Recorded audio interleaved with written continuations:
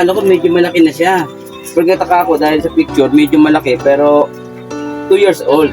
Yun pala talagang maliit lang si Carl. So ano pong findings ng doktor? Malfunction po kasi yung shunt niya. Nag-malfunction ang Shunt, yung hose niya ng influence. may hose sa ulo niya. Opo, para mag-drain po. Ba't mag-drain? Anong meron sa ulo? Mga tubig. Ibig sabihin pag hydrocephalus po, dinidrain yan yung tubig Para sa hindi po ulo. lalaki. So ibig sabihin kasi pag hindi yun, patuloy lalaki. A few moments later. Magandang umaga po mga brad, no? Tayo po ipapunta kay Carl ngayon, no? Na humingi ng tulong yung nanay niya at talagang patuloy ang gamutan ni Carl. So, tingnan natin, kumustahin natin si Carl ngayon. You've turned my life around. The sweetest days I found with you. Through the years, I've never been afraid. I love the life we've made, and I'm so glad I stayed right here with you through the years.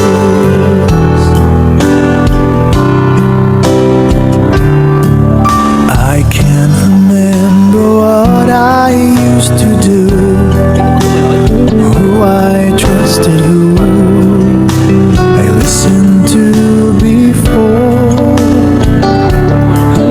I swear you've taught me everything I know. Can't imagine needing someone so, but through the years it seemed to me I need you more and more. Magandang umaga po sa inyo. Ito po yung mensahe ninyo na tungkol kay Carl. Akala ko medyo malaki na siya. Pero nataka ako dahil sa picture, medyo malaki pero 2 years old. Yun pala talagang maliit lang si Carl. So ano pong findings ng doktor? Nag-malfunction po kasi yung shunt niya. Nag-malfunction ang Shunt, yung hose niya kung naka-influence sa loob. may hose sa ulo niya. Opo, para mag-drain po. Pagpunta rin po sa shunt. Ba't mag-drain? Anong meron sa ulo? Tubig po. Mga tubig. Hydrocephalus po. Ibig sabihin pag hydrocephalus po, Dinidrain yung tubig. dinidrain yan yung tubig Para sa hindi po ulo. maglalaki. So ibig sabihin kasi pag hindi yun, patuloy lalaki. Opo.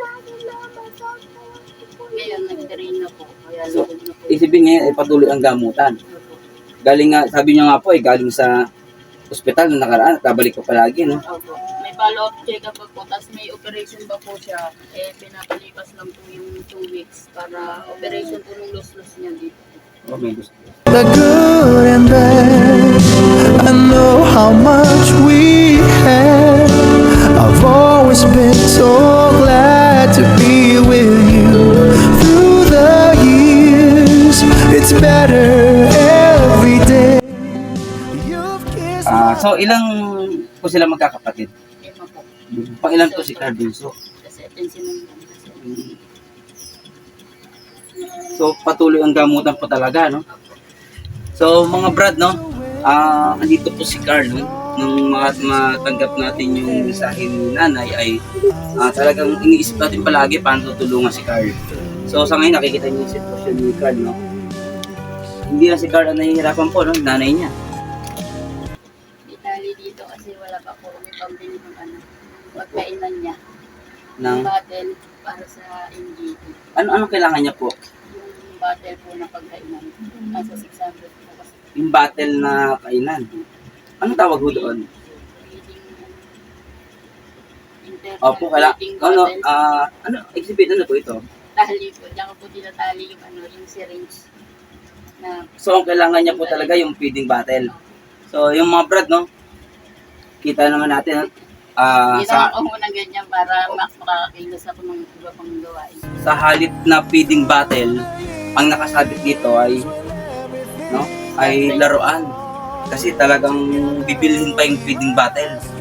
So, titignan natin kung ano magagawa po natin, no? Wala pong pang feeding bottle. No?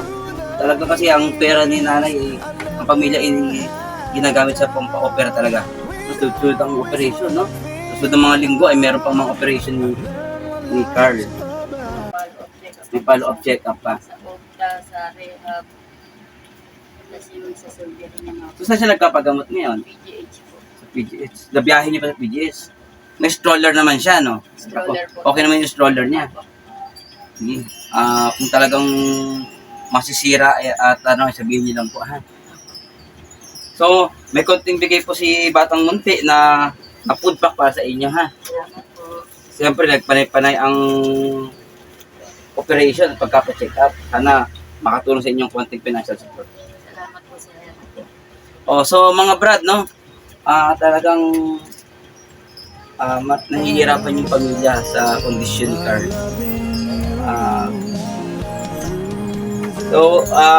Mga brad, no? Huwag kayong mag-alala, Nay, no? Babalik si Batang Munti at tatawag tayo ng tutulong pa sa inyo. Ha?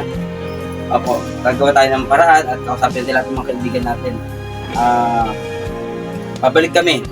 No? Magtatawag si Batang Munti ng mga kasamahan pa ni Batang Munti na may mabubuti kalooban para magbigay pa ng tulong kay Carl, no? Sa nanay ni Carl, pamilya nila. So, hindi madaling sitwasyon pero palagi sinasabi ni Batang Munti palagi na may awa ang Diyos. May awa ang Diyos. Pagaling, ha? Pagaling. So, nag-react naman siya pag yakap niya. Hindi pa po. Hindi pa rin po siya nakakita. Hindi pa siya nakakita. Kasi apektado ng tubig yung kanyang utak doon sa kanya siguro sa mata. So, ano lang ang reaksyon niya pag yun, ganun yan, parang nagugulat, Minsan po iiyak. naiyak, nagugulat. Ganun lang. So, mga brad, magsama-sama po tayo at magtulong-tulong tayo na kaunting tulong lang. Kaya kung sinasabi, kaunting tulong pag pinagsama-sama, dumarami. So, mga brad, maraming salamat sa inyo.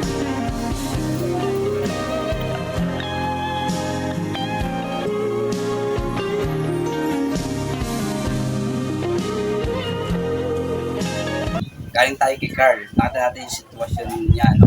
Talagang kahit sinong ina ay mahihirapan talaga sa sitwasyon ni Carl. Babalik tayo rito mga brad, magtawag tayo ng mga tropa natin, yung mga talagang may mabubuting kalooban, yung may hilig magbigay ng tulong. So balik tayo rito brad, abangan nyo pagbalik ni Batang Munti. Rest back tayo.